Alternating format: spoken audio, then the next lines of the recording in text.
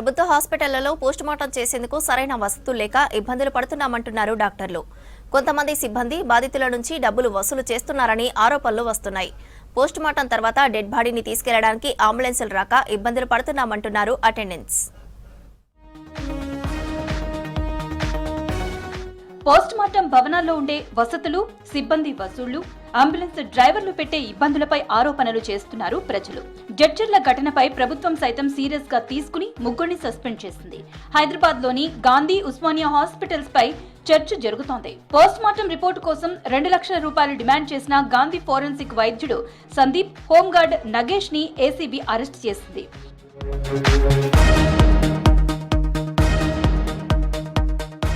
ఉస్మానియా హాస్పిటల్లో పోస్టుమార్టం గదులను రెనోవేట్ చేస్తున్నారు అధికారులు. మొత్తం 40 మృతదేహాలను భద్రపరిచేలా ఏర్పాట్లు చేస్తున్నారు. రెనోవేట్ చేసిన భవనం త్వరలోనే అందుబాటులోకి వస్తుందని చెప్తున్నారు ఫోరెన్సిక్ వైద్యులు. రోజు 10 నుంచి 15 మృతదేహాలకు పోస్టుమార్టం చేస్తామన్నారు డాక్టర్లు. హాస్పిటల్ సిబ్బంది డబ్బులు వసూలు చేస్తే కఠిన చర్యలు తీసుకుంటామని తెలిపారు డాక్టర్లు. అటువంటి ఇన్సిడెంట్స్ ఏవి కూడా నా దృష్టికి ఇప్పటిదాకా రాలేదు. అటువంటి ఎవరైనా ఉంటే అటెండర్స్ ఎవరైనా కంప్లైంట్ చేస్తే తప్పకుండా యాక్షన్ తీసుకుంటారు.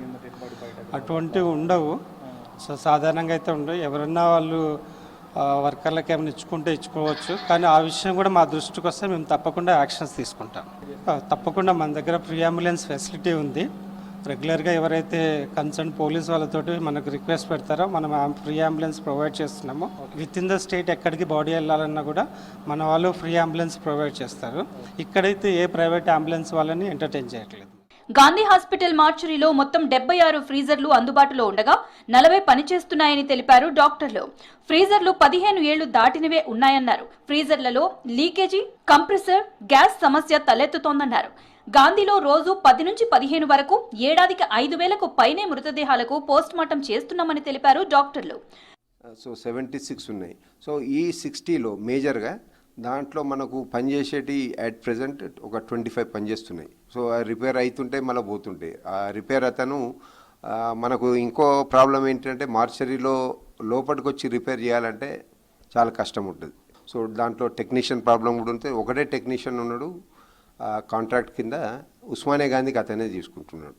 అన్నోన్ అన్క్లెయిమ్ బాడీస్కు ఒక common mortuary for Osmania Gandhi. So అక్కడ ఒకవేళ బాడీస్ సపరేట్గా మార్చరీ ఉంటే ఇక 100% ఇక్కడ ప్రాబ్లం సాల్వ్ అయిపోయినట్టే. ప్రైవేట్ అంబులెన్సులు అధిక ధరలు వసూలు చేస్తున్నారని తెలిపారు మృతుల బంధువులు.